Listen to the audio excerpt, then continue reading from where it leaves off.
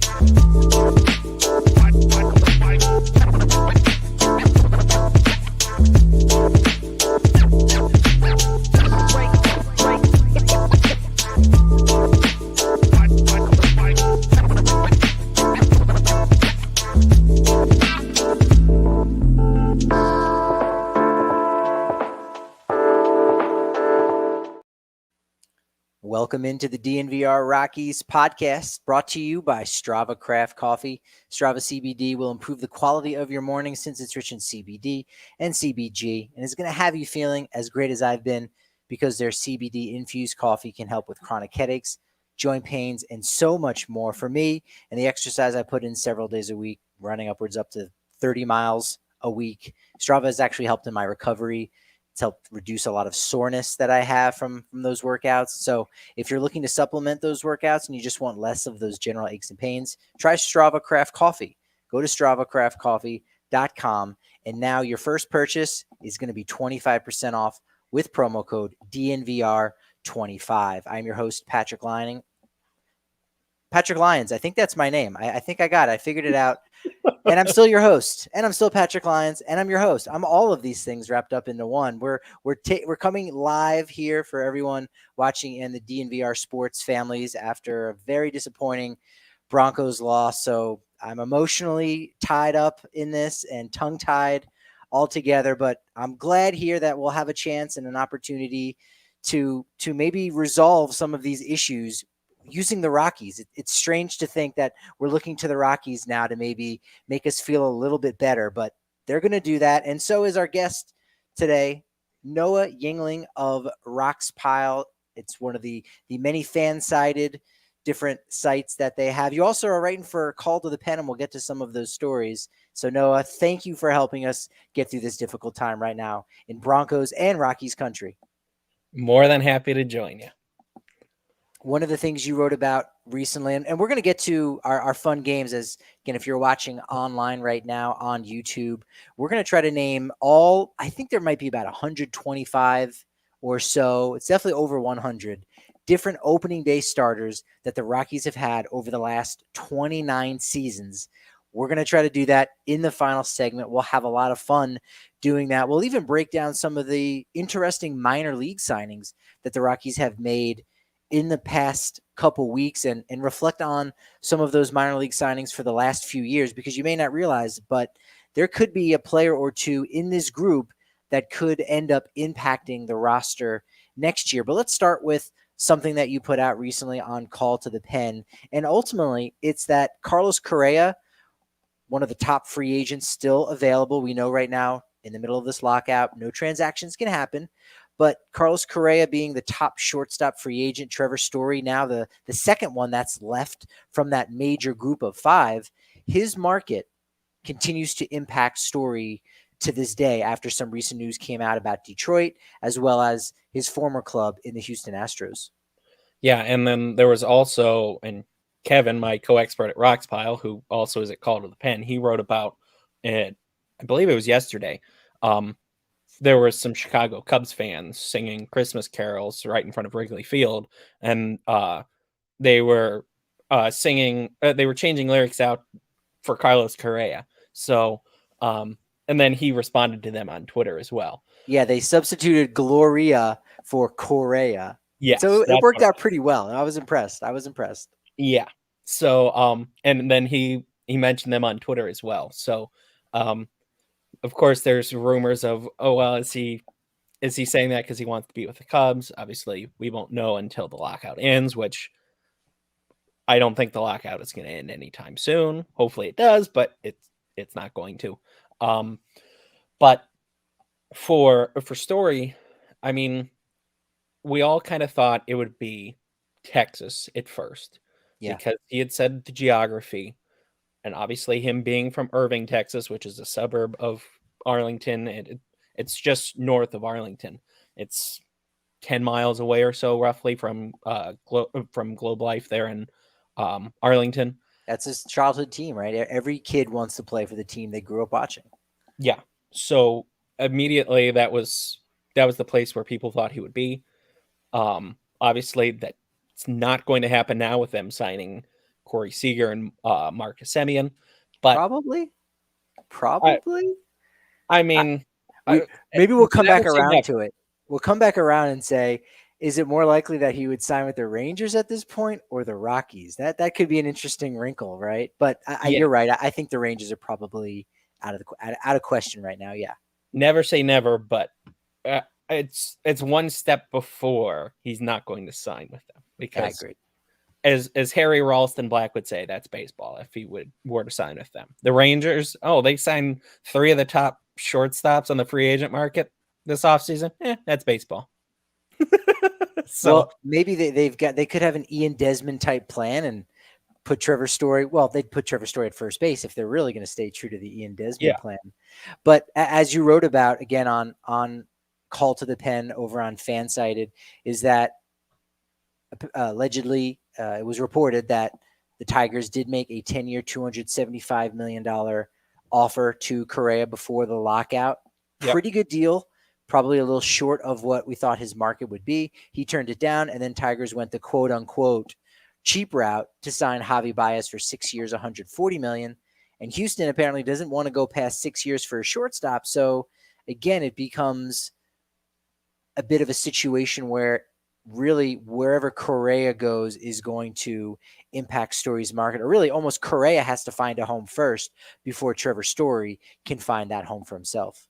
yeah. And I would think, assuming that the Astros rumor is true that they don't want to go any more than 6 years with a player, I'd have to think it's Trevor Story or bust for them. And that's completely my opinion.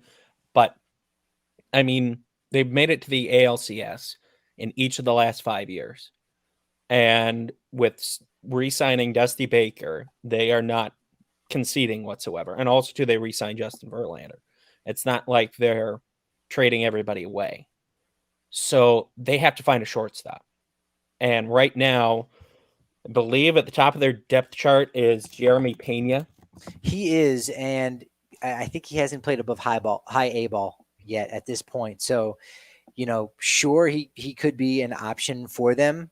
Maybe more of a glove first guy at this point in his career, but look, every team is going to have a guy that slots in as currently right now the starting Yeah, such and such is this player, but we know that that's a need that needs to be addressed. And I I imagine they would be more inclined to go Andrelton Simmons or Jose Iglesias than running out a rookie that has zero experience at Double A or higher. yeah. Actually, he does have 30 games at AAA, but that's all he played in uh 2021. Well, he played 7 games in rookie ball, Right. but otherwise, that's all he played. Before that, yeah, he had not played above advanced A ball.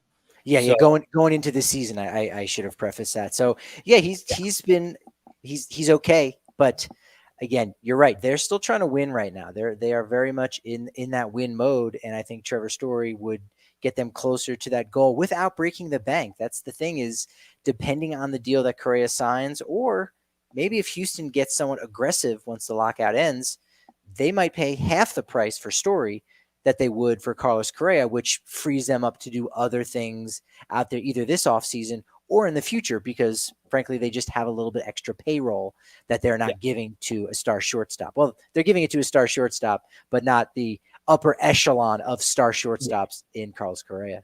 And the thing is too with Correa, he hasn't been all that healthy in his career. So that's something where you have to consider of, okay, Story wasn't healthy as much this year, but he's been more healthy than Correa.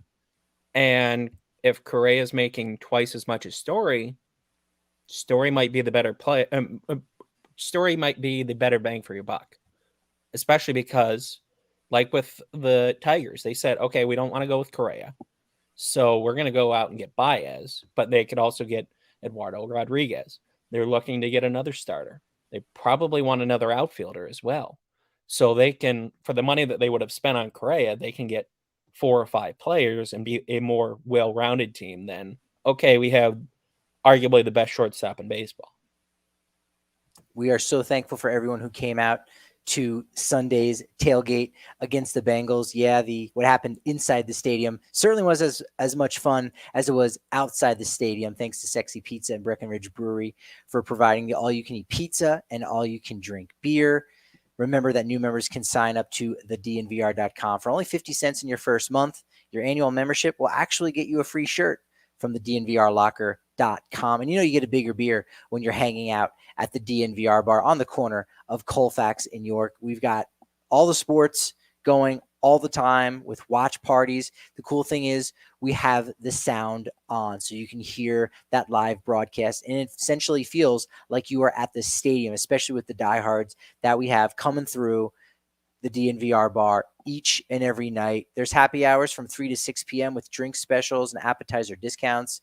We have a members-only Discord where you can talk to hosts and personalities and other diehard fans like yourself. Extra raffle tickets when you go to the watch parties. It's really a fantastic option, and we love seeing you guys. We love hanging out with you. We know winter's coming. That's not terribly exciting, but we still are able to connect here on the YouTube channel in the members only Discord.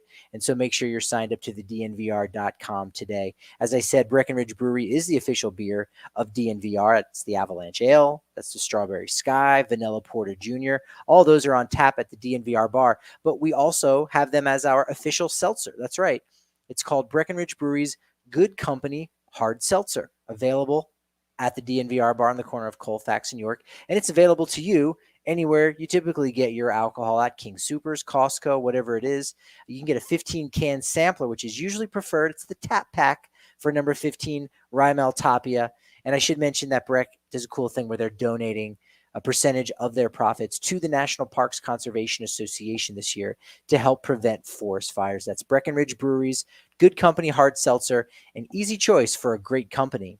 Speaking of which, we've got a new sponsor we love for you to support. It's Snooze Mattress and SnoozeSleep.com. Their Snooze Flip is the most universal mattress on the planet. It's one that's designed to fit every body. That's right. It's the world's first 4-in-1 mattress. You can choose soft, firm, cool, or cozy. Typically, you buy one mattress that lasts 8 years, but you know what? A lot can change in that amount of time as you get fitter or maybe heavier. Definitely, you're going to get heavier. You might get a little bit healthier, but you're definitely going to get older, right? That's why it's backed with a 122-year warranty. It's made by Colorado and designed for the world. Now, when you use code DNVR when you visit SnoozeSleep.com, you'll receive $250 off a mattress and $250 off adjustable base when using code DNVR.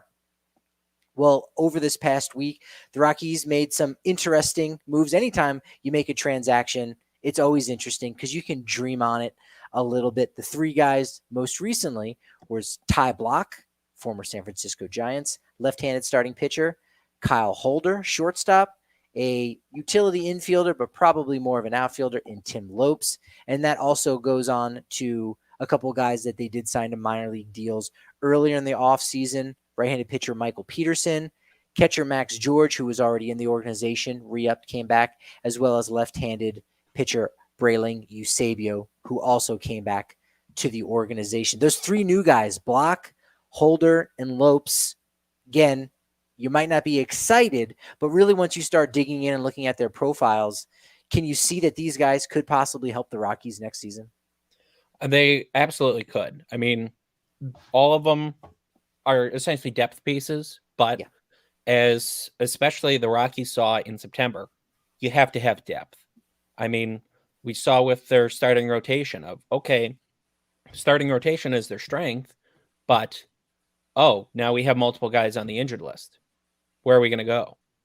So, for example, Ty Block, he could be that guy who is essentially a swingman in the sense that Chichi Gonzalez has been in the past few years, where he could start or he could be a long reliever. He did that with San Francisco, and he last pitched in the majors in 2019, but in 2018 he made 47 appearances, 13 starts, had a 4.25 ERA for them, but he had 118 innings pitched.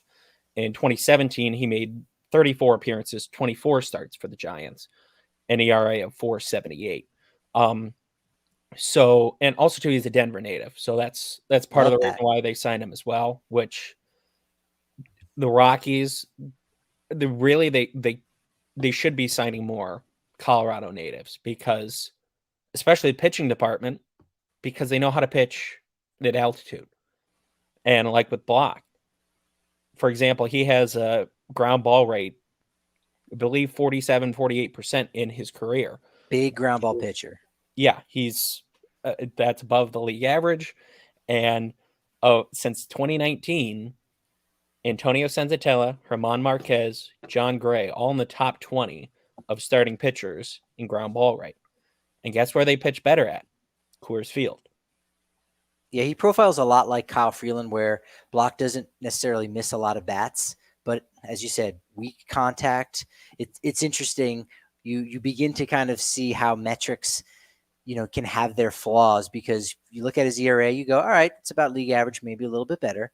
But his ERA plus is below 100. I think for his career it might be somewhere around 93. But then when you look at his wins above replacement, over the course, he had back-to-back years where he was worth, I believe, 2.2 wins above replacement, according to Baseball Reference. So it really depends on how you dice it. But yeah, great depth piece, a guy that I actually profiled a couple weeks back when kind of discussing this idea that there's a loophole. It's not really, but just players that are in the minor leagues are not a part of the Players Association. So they're not in the union, which means they would never be on strike, and the owners are not locking them out. So they're still available. And so highlighted Block as one of the few guys that really deserve some more opportunities to start. Most other options out there, they probably need to go to the bullpen, to really see an uptick in their fastball a little bit, because they're just ultimately not getting it done either in AAA or in their brief amount of opportunities. They're a little bit older, and Block's, no spring chicken. I think he's 31 years old, but nevertheless, he's still a guy that could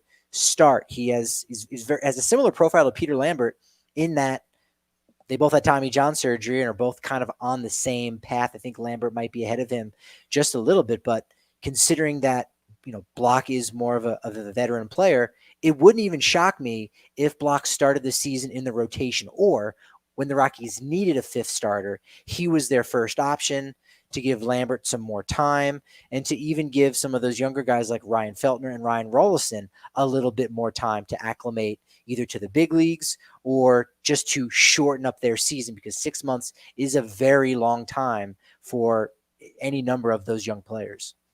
Yeah, and that's the thing that the Rockies have to look at. So, but another signing too, and another Colorado native, and actually a former Rocky too, is JD Hammer.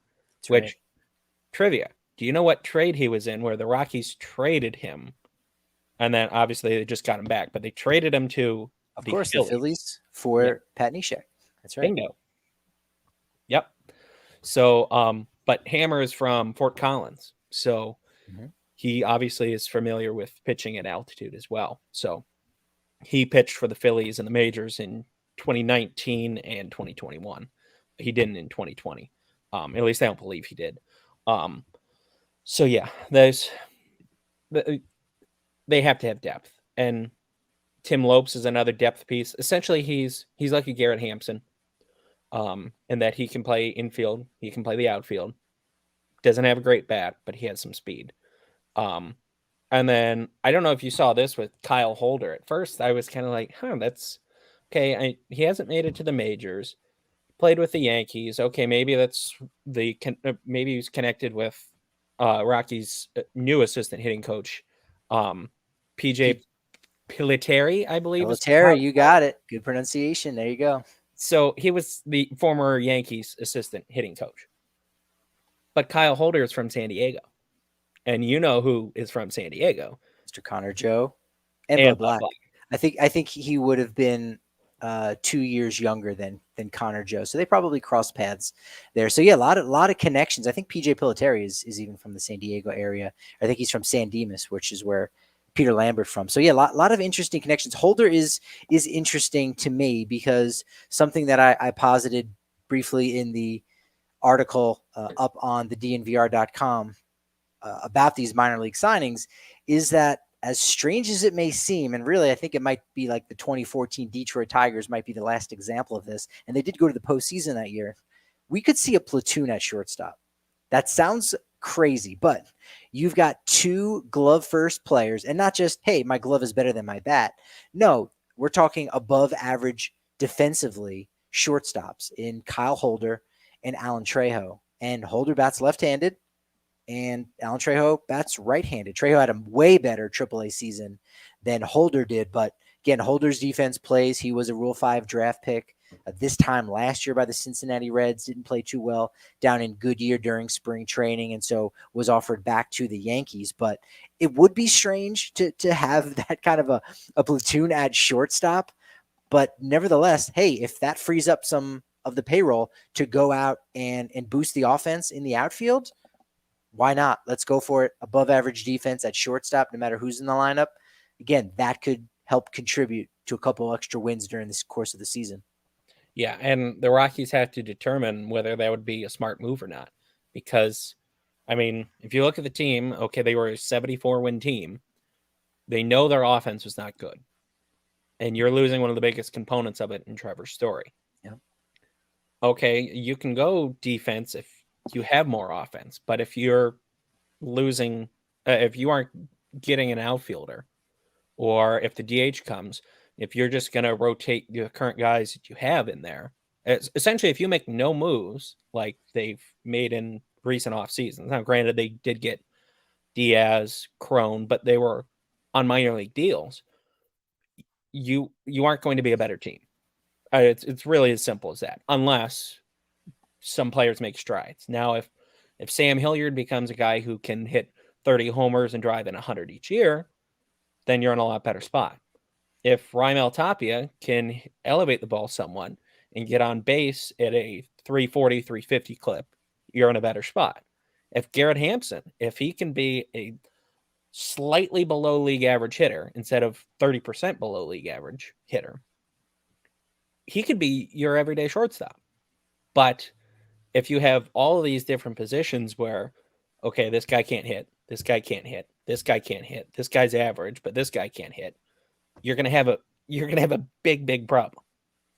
Very problematic. It is. And I'm glad you brought up Crone and Diaz, because one thing I wanted to do was, kind of remind people of the importance of these minor league deals. Again, it's typically nothing earth shattering, but you look at last offseason, and in November, the Rockies signed Jose Briseño, Jose Gomez, Derek Rodriguez, left-hand reliever Brian Gonzalez, as well as first baseman outfielder Connor Joe, who ended up contributing with 211 plate appearances and was very good. So that was a nice pickup. In December, their minor league signings were guys that were familiar to the organization already: Joe Harvey, Chichi Gonzalez, Zach Rosscup. Again, got over 100 innings out of Chichi. Joe Harvey was put on the 40-man, called up, but didn't play. Zach Rosscup only had 3 innings pitched. Chris Owings was a January signing, and CJ Crone, 547 at-bats. More of a veteran guy, and we could see the Rockies make some more of those moves. But if you look in the early part of the offseason with these real stretches, right, because I think it is a stretch to think that Kyle Holder could contribute in a major way, a little bit less so for Ty Block, especially if he's healthy. But you can at least see, hey, there's some opportunity if things go right for those players and all goes well. Yeah, and that's the thing where I can't tell you how many times people will be like, oh, the Rockies have this guy? Yeah, they signed him the week before Christmas on a minor league deal. Yeah. Yeah, sometimes they fall between the cracks where, oh, the Rockies got this guy a year ago? Oh, I didn't realize that. Taylor Motter was signed in March. He was great at AAA, did only have 22 at-bats, but You have to be going out there and reaching. And the one thing I found in the last couple seasons is that when the Rockies were really good, their minor league signings were fewer and farther between. And we saw that how many there were this last offseason because they had a lot of gaps. They had a lot of holes. They weren't getting that support from the upper ends of the minor league system. And so, I mean, let's go back to 2016 and 17. These are some of the minor league deals of players who actually contributed to the majors. Again, nothing terribly exciting, but you can see how, hey, you know what? Don't totally sleep on these guys. Just pay a little bit of attention and, keep your eyes and ears open and give these guys a chance and say, hey, you know what? There could be something here because every team has them.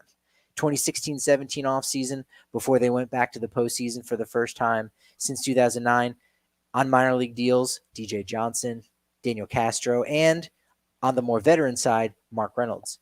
In 2017-18, Brooks Pounders, they signed him in December. That was it. They had the depth in going into that 2018 season. 2018-2019, Ashton Godot, who was a true minor league free agent in that they picked him up as a AA, AAA guy who had yet to even make his major league debut, was fantastic with the Yard Goats. Chichi was signed in December. Mark Reynolds again in January. And then the 2019-20 offseason, you had a slew of guys, some who appeared and some who didn't, like Eric Stamets, Wes Parsons, Drew Butera, Chris Owings, that was his first go-around, Tim Greg Collins. Bird. And then, as you said, Elias Diaz in January of 2020, and then Ubaldo Jimenez and Daniel Bard in February of 2020. But right, Greg Bird was this last offseason. But you can go back and look and see how, and for all the names I mentioned, there's about 3 or 4 times as many names that you go, I don't know who that is, and they're irrelevant. And, and that might be the case for a guy like Nick Longy or Wynton Bernard, who they were off-season signings last year. But you simply never know. Lamont Wade Jr. was an unknown player, even in Minnesota's, neck of the woods. And that's where he came from, and yet was plucked, and something good came of it. So, again, by no means do I really want to get your hopes up, but I do want to inform you to say that, there's a shot that one or two of these guys, maybe even 3, Block, Holder, and JD Hammer, at some point, you do see them at Coors Field this year. And I mean, in 2017, he didn't contribute to the major league team, but Ryan Howard was signed on a minor league deal. Played 16 games in Albuquerque. One of the greats, one of the Isotope legends. And he's on the Hall of Fame ballot right now. He is. What a small world. I don't think he'll get in. No. I'm not even sure if he's in the Hall of Very Good. He was in the Hall of Very Good for a short amount of time. Yeah, for 4 or 5 years he was Hall of Fame / Hall of Fame of Very Good, but really he didn't have the longevity that you look for. I'll say this: he's easily the greatest baseball player of all time to appear on The Office. Correct. I'll leave it at that. First date with my wife was at a Lakewood Blue Claws game. He hit a home run. She didn't know who anybody was on the field. She's still not a prospect hound, but we're talking low A minor league baseball. And I go, "Who's your favorite player?" And she pointed to the first baseman. I go, "That's a pretty good pick because he's a decent little prospect in that Ryan Howard." So she's got a good eye. She's a good scout. And the people over at Ball, they've got a good eye. They're good scouts. And right now they're looking for folks. They're looking for prospects out there who want to work on the front line of aluminum beverage can production process at their plant in Golden. And they're offering $27 an hour to do that. You also have potential for increases at 6, 12, and 18 months on the job. You can have comprehensive insurance active the day of hire. There's a stock purchase ownership program, a 401k retirement, and even potential for annual bonus. Text Golden to 77222 so you can get linked to all of their open positions.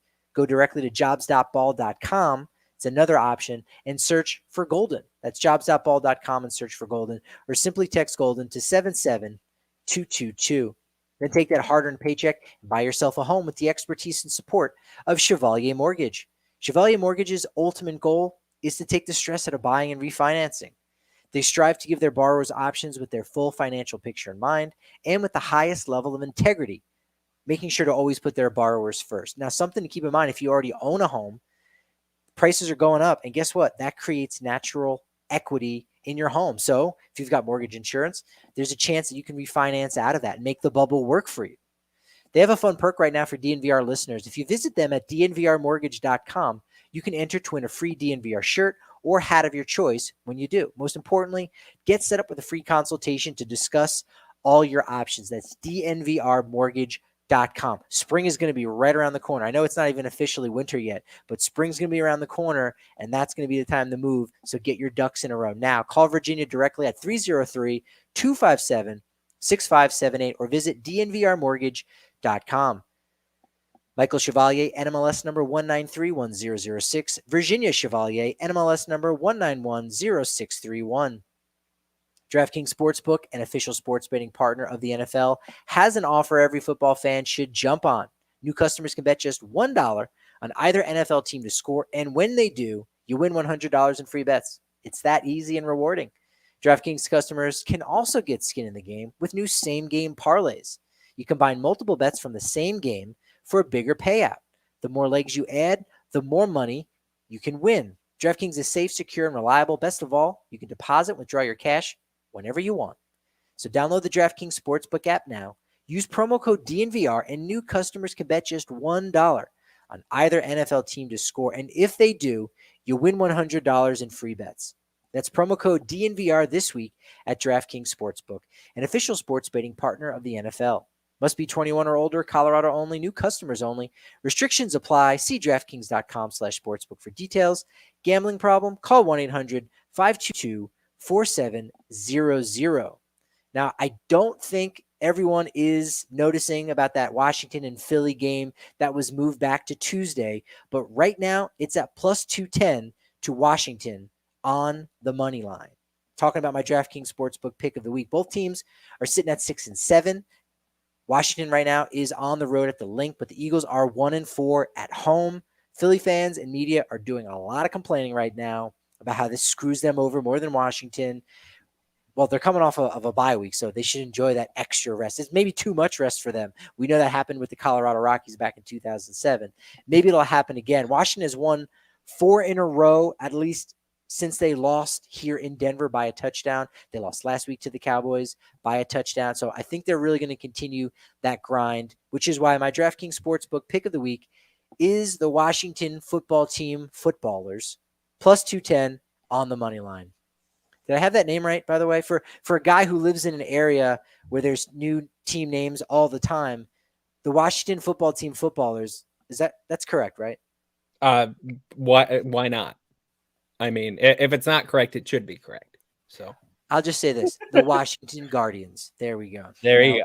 We're all happy. Hey, before we get to our fun game, I did want to kind of pick your brain and see what your thoughts were about that interesting map that came out by Baseball Reference with the graphic about the most popular players all around the country. Did you get a chance to see that? Yes, I did. Thing? Yeah, I had an article about it on RoxPile. I believe it was it? I believe it was yesterday. Did you try to crack the case of how Whit Merrifield makes sense for the state of Colorado? Did you figure that one out yet? It's got to be that since Kansas is close, and maybe Rockies fans are just so well educated, they just were looking him up to see how long his consecutive games played streak is. I mean, that's the only thing I can think of. That's okay. That sounds better than what I have. I mean, in any other year when there isn't a Shohei Ohtani in existence, it just doesn't make any sense. There are some other weird ones that I really tried to figure out and I researched. Like, okay, Christian Yelich, Hawaii. Did you have anything on that one? No, I did not. Christian Yelich, Alaska. Did not know on that one either. Nolan Arenado, Wyoming. Congratulations to Wyoming. Yeah, well, former Casper Ghost. I mean, that makes all the sense. Wait, was Christian Yelich Hawaii or Alaska? I think he may have been Alaska. I know he was Alaska, but let me double check. I may have made a mistake. I have nothing unless he played for like Hawaii was Ohtani, Yelich was Alaska. Okay, so then I've got nothing. I totally switched those two incredibly similar states in my head of Alaska and Hawaii. So I actually have nothing on Christian Yelich. That one I can't explain unless he played in the Alaskan Summer League. Maybe he did. I don't know. Maybe. But Jacob deGrom, South Dakota. Look, all of the good players, they get a pass. Like, okay, that's fine, especially if there's no major league team or minor league team. South Dakota's curious about, one of the greatest pitchers of this generation. Fantastic. Above them, they don't care about pitching. They care about hitting home runs. That's why Barry Bonds was North Dakota. So, okay, that's fine. That makes some sense, I guess, right? The other two, though, I really find interesting. Well, three of them is Mississippi, Adalberto Mondesi. Okay, that one, here's what I got for you on this one. Now, there are 3 minor league teams in Alabama. They're all in Double-A Southern League. Yep. We got the Birmingham Barons, the Yep. Montgomery Biscuits, and the Rocket City Trash Pandas, which I think is basically just Huntsville. Here's the thing. Adalberto Mondesi never played for any of them or against them. He's never stepped foot in the Southern League. Yep. So that makes even less sense. He did play in neighboring Arkansas, but that's as close as it gets. And Hank Aaron was in a couple of those states. He was in Maryland, or actually Hank Aaron was in North Dakota. Montana was Barry Bonds, I think. But Hank Aaron wasn't popular in his state. Shoeless Joe Jackson was for Tennessee, and Bobby Dahlbeck was up in, I believe, New Hampshire. So, yeah. And again, you go, baseball. Oh, he's a Boston Red Sox player, so you go, well, that makes sense for Bobby Dahlbeck. Yeah. Except he's the first player that people are searching in New Hampshire. Is he from New Hampshire? No, he was born in Seattle and played ball down at Legend High School in Parker, Colorado. Yep. I can't make any sense. And the other weird one, Arenado, Connecticut. You go, that's close to Philadelphia, but Connecticut is a state that essentially borders the Red Sox territory and the Yankees territory. Yeah. How does Arenado fit in there? I don't get it. I think we can just go with the Bud Black description of that's baseball. I mean, we're gonna have to. We're gonna have to. All right. So, have you participated in any games on Sporcle before? I have. Yes. You have. You've sporkled. Yes. Yeah. I had not sporkled in quite some time. Yeah, I don't know how old the site is. I want to say it's at least a decade, but I remember when I first found it, that just wastes. I first found it when I was in either middle school or high school. So that's been close to a decade now. So yeah. Yeah, it's a lot of fun. You can do trivia on all kinds of things. Most of them are somewhat reputable. Occasionally you'll see a mistake here and there, but on this one, and it looks pretty thorough because you've got all 29 seasons here, going from 1993 down to 2021, and it is every single opening day starter. There's 262 names on the list. They're not all different and unique. And our goal, Noah, is to try to name all of these players from all 29 seasons. But instead of starting with number 17, who played 17 seasons, Todd Helton, let's make it a little bit different. Let's make it interesting. Let's try to get as close as we can to players who only had one opening day.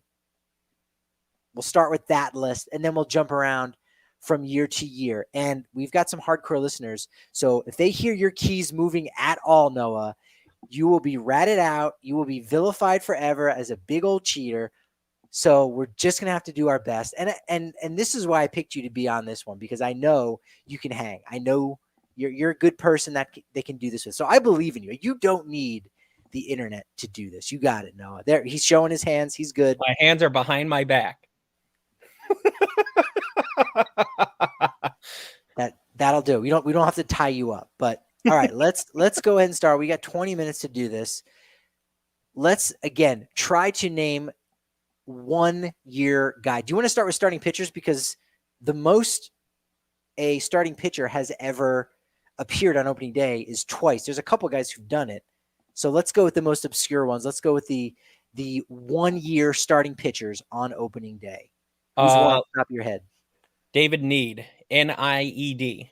David Need, that would be the first one in 1993. Oh, we're going to try to show off as much as we can here. And it won't always work out, but I know 1994 was Mr. Armando Reynoso. Yep. In 1994. Now, after that, I don't know if we can continue going on the timeline, but I'll try. Bill Swift. That's right. He was signed along with Larry Walker.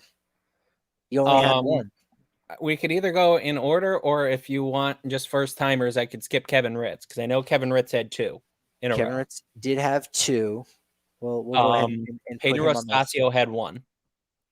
That was it, because he was with the Rockies for at least 3-4 years. He only had one. Sean Estes had one. He did. He's in there somewhere. Kyle Kendrick. I'm going more recent. I don't know if I can keep up with going year by year, but Kyle Kendrick is a very notable one, to say the least, in more recent timeline. Kip Wells, 2008, I want to say. Kip Wells. Was that 2008? Calling your shot? That's right. Who started opening day in their World Series year? That's a good question. It wasn't Jeremy Guthrie, but I know Jeremy Cook, I would have to guess. But yeah, Jeremy Guthrie is on there. Let's see. Aaron Cook. Was he 2007? He was. And 2009. Look at that. Both of them. Jorge De La Rosa was 2 starts. Yeah. Ulysses Chassin made one. He did make one, I believe, like in 2013.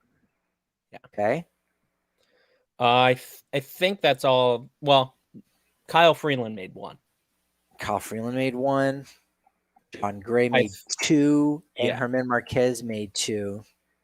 You did. We're still missing a couple. Ubaldo Jimenez made 2. Yep. Hey, Jason Jennings made 2. Jason Jennings, yes. Mike Hampton made 2. All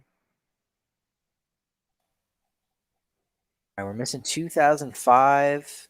2005. Oh, and 98 and 99. Joe Kennedy. I know that was 2005. Now, I'm a huge Joe Kennedy fan. I know he had a huge year. I'm guessing his huge year was in 2004 because he did come out of almost nowhere with that 2005 season. He was traded. And okay, so maybe 2005 was his big year rather than 2004. All right, let's come back to that. We know second base and catcher. I know the other one for starters. Darryl Kyle. Darryl Kyle for 2 years in 98 and 99. All right, do you want to do second base or catchers? Let's do catchers. All right, let's do catchers. Joe Girardi, he may have had 2. I'm not sure, but not very many. I think had 3. Oh, he had 3. There you go. Kurt Manwaring, I had 2 or 3. 2. He had 3. Okay. Brent Main had 2. I'm bringing my arms up front here. One of my favorite guys, who I think he may have only had 1 year, was Ramona Hernandez. I was a huge Ramona Hernandez fan, especially he had one at 2011 or 2012. Oh, we accidentally also got Jose Hernandez for that one, but yes, 2012 was Ramon Hernandez. I'm going to go in the Wayback Machine on this one. So JD Closser. Go ahead. Who did you have? Closser was. I know he was. Jorge Brito. Brito. That one, I will go ahead and say, didn't know that one. But JD Closser was mentioned on Monday's podcast. You haven't heard that now. I did record that already if you're watching live, but JD Closser got a nice little shout out, as did Danny Ardoin. Yep. Gary Bennett. Really? Okay, yes. I knew the name, but not that he was an opening day starter. Charles Johnson made a few. I'm going to say 2. He made 2. And we also got Howard Johnson for that one. Got some extra bang for our buck. Obviously, Chris Ionnet has made numerous. He's made a lot. He's made 5 or 6, I want to say. Boom. Brent Main. I spelled it right. We got Brent Main. What about Charles Johnson? We got him. So we're missing Yorvit Torrealba. Now, I remember going back and looking at some point at the end of last season, and I was surprised that he didn't have very many opening day starts. Yeah, I think he just had 1 or 2. 2008. That was it. That was the only one. Willeen Rosario. He's got to have at least 2. Tony Walters has 1. I think Walters had 2. 2020 and 2017. There you go. This Nick past year, Hundley. Elias Diaz. Yep. Nick Hundley made 2. He had 2. How many are left? Or is that it? I think we might have gotten them all. I think we did. All right. Okay. Second base is another obscure one. You want to start with Chris Owings? That was last year. That's right. Very brief. I'm a big Rutledge. Josh Rutledge. Yeah, he was on there. I don't know for how many years. I know he seemed like he came back and forth into the organization a couple times. I'm a big Jason Bates guy. Yeah. Yeah, he had 1. And also have to say Ronnie Belliard was 1. Love Ronnie B. There was a good run between like 2000 to 2005 where I think they had a new second baseman, maybe even a new shortstop just about every year as well. Now, this is going to get us 2, but Todd Walker and then obviously Larry Walker for the outfield. Sure. Yeah, a lot popped out. Aaron Miles, Aaron Miles made 1 or 2. It's like only 1 for him. Luis Gonzalez, the non-former Diamondback. Luis A. Gonzalez. Yes. With a Z. There we go. And that also, of course, gives us the little pony, Carlos Gonzalez. Kaz Matsui. Yes, for 1 season. Yes, 2007. They acquired him in 2006. And then the year after that was Jason Nix. Jason with a Y. Nix. And with an X, not a CKS. Yeah. I had forgotten him. This one will get us multiple positions. Ian Stewart, second base and third base. He started at second base, really? Yeah. 2009. 2009. Clint Barmus. And he's going to be on there. How many years do you think Clint Barmus is going to be on there for second and short? I want to say 3. I guess 4. Second to it short. It looks like it was only 3. Marco Scudero. He did have 1 year. Marco Scudero is before Michael Givens was the last player that the Rockies essentially traded at the deadline, a veteran guy where they were trading away to get prospects and saying, hey, let's just take his contract. We're clearly not contending. Think about that. 2013 was the last time before 2021 that they did that. And now, obviously, in 2017 and 18, they were going to contention. They were adding players. But nevertheless, it is strange to think that Marco Scudero is part of those bookends. All right, we've got a lot of second basemen. I don't know if we want Lopez for second base. You've got another one for Jose Lopez. And obviously, we can put in McMahon and LeMahieu as well. That covers close to a decade right there. That will get us a lot of the more recent ones for sure. I think Ryan McMahon has only had Young as well. Haven't mentioned him. Duh. Ryan McMahon only 2 opening day starts, which is crazy to think since he's been on the roster for a while. Since 2007. Since 2017. Yeah, he started at second base in 2019 and 20, and didn't start in 2021. That's right. So he's yet to start. Think about that. He could have possibly won a Gold Glove this year, and yet 0 opening day starts at third base. That would be interesting. Yep, DJ LeMahieu. And I think in that research that I was 95. It wasn't Eric Young. I know that. Crap. Eric Young only 2 starts at second base. That was another one with Torrealba.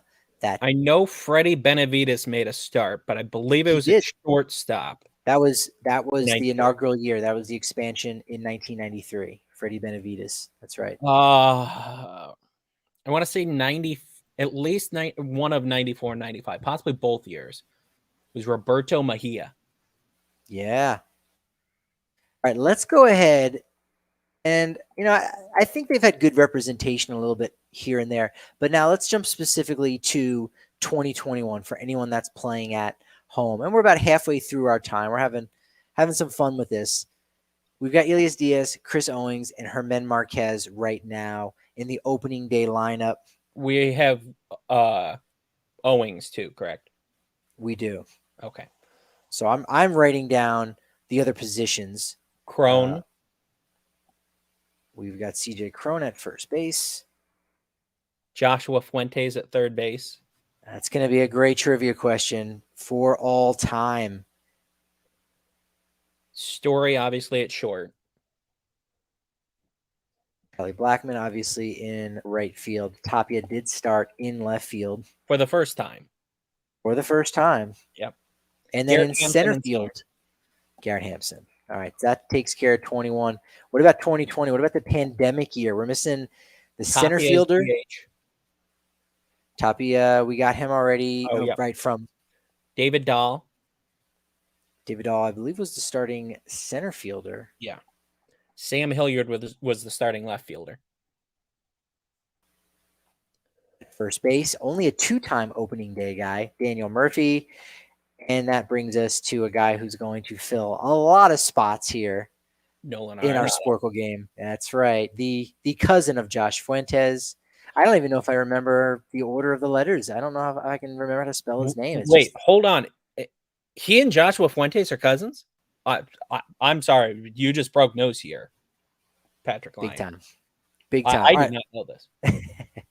That's why you got to make sure you're subscribed to the DNVR Rockies podcast and even on Twitter too, at DNVR_Rockies. All right, let's go to 2007.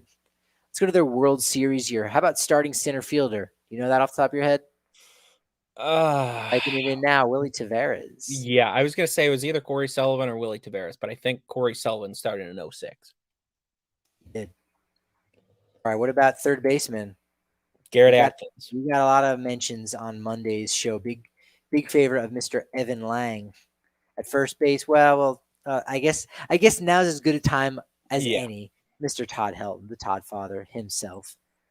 In left field, Tulo will fill in a lot of spots. And look at that. I didn't even have to type in all of it. In left field, I'm drawing a blank. I know right field was Brad Haupt. But in left field, Mr. Matt Holliday. Yeah, of course. I was thinking it was Spielborg's, but Spilly, I know, started on opening day. I think 2009 was his year. Yeah, I'm going to type in Spilly and see if Spilly works. No, it doesn't. This was not generated by a Rockies fan. Okay, Ryan Spielberg, 2009. Seth Smith. Seth Smith, he's probably who we're missing. 09. In 2009, in the second spot in the order in left field. Yeah, and started there. He batted second in 2009, 2010, and 2011 on that opening day lineup. Let's go to the inaugural year. See if we can remember all of those guys. Let's. I don't feel smart saying Andres Galarraga, but there we go. We got Galarraga, 2 R's, 1 G. Patrick, you can do this. Charlie Hayes. We already got Freddie Benavides. So Gerald with a J. Clark. That's right. He was in left field, and then the center fielder that day. It wasn't Mike Kingery. He was a couple years later. Alex Cole. That's right. And then Dante Bichette. We got him. All right, 94, final year at Mile High. Walt Weiss was the leadoff hitter there. 4. He was a 4-time opening day starter.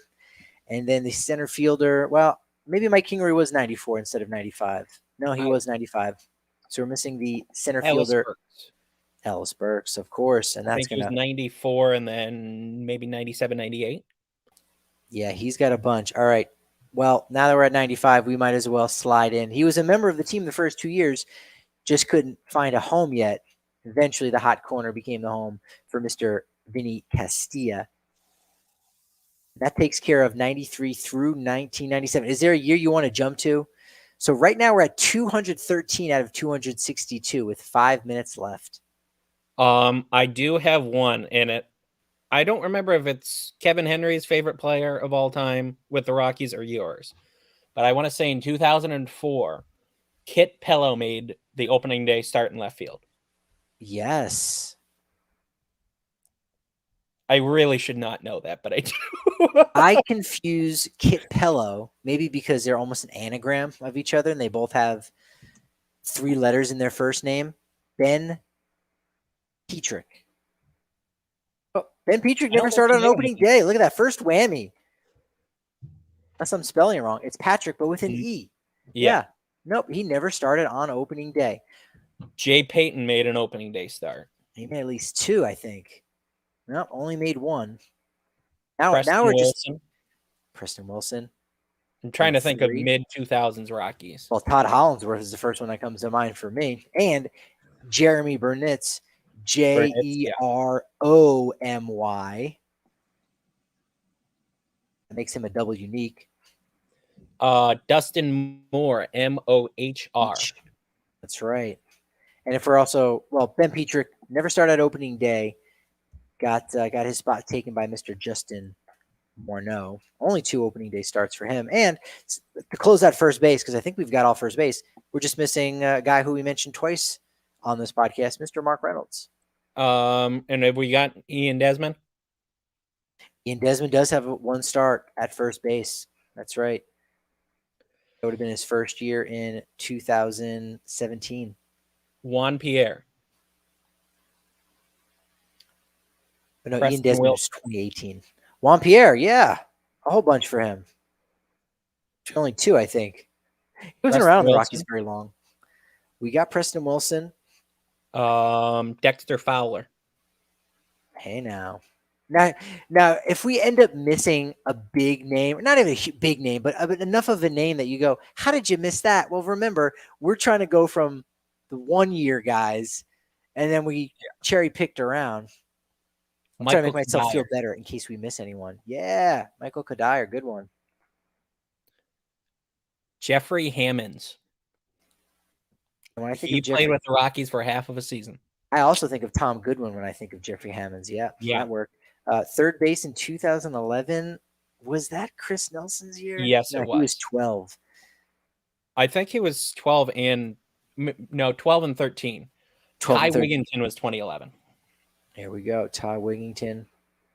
I really should not know this. Ooh, he didn't pop up unless I spelt it wrong. Wiggington. Yeah. Oh, okay. It took this time. There we go. Royce wow. Clayton. All right. We're missing 22. Yeah, there were some of those obscure shortstops for a minute. Royce Clayton in 2004. We're missing third base. Juan Uribe. 3 and 5. Uribe, who you think of him as a third baseman and as a guy who maybe ate himself out of the league. He was a shortstop with the Rockies in 2002. Nathy Perez. Can't miss him. Jeff Cirillo. 98 through 2002.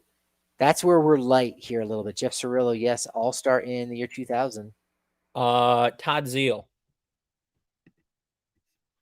Yes, if you're watching this, I did use the number 0 for the O in Cirillo. I don't know how that happened. Todd Zeal. Can you spell Todd Zeal? Zeile. Yeah. E before I when we're talking about Mr. Zeal. Chris we're missing another Steins. second baseman in 2002. Who'd you have? Chris Steins? That might have been it.